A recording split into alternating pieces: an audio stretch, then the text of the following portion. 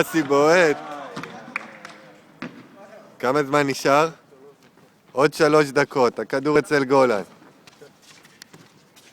אסף דה פריס עם הכדור.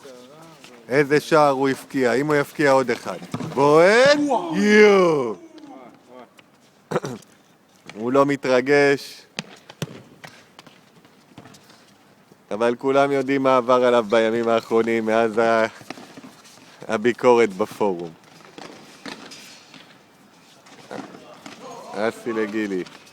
כדור אצל עומר, השחקן שנבחר הכי הרבה פעמים, עם הכי פחות הישגים. אסף דה פריס. אריק.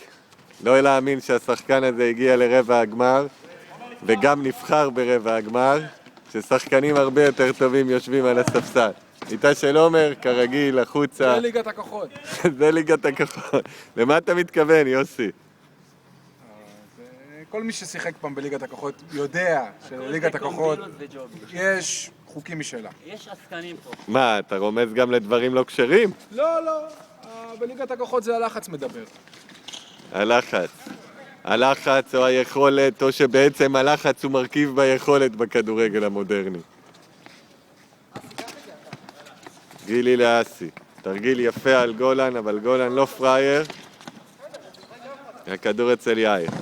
בעיטה, חלש והצידה.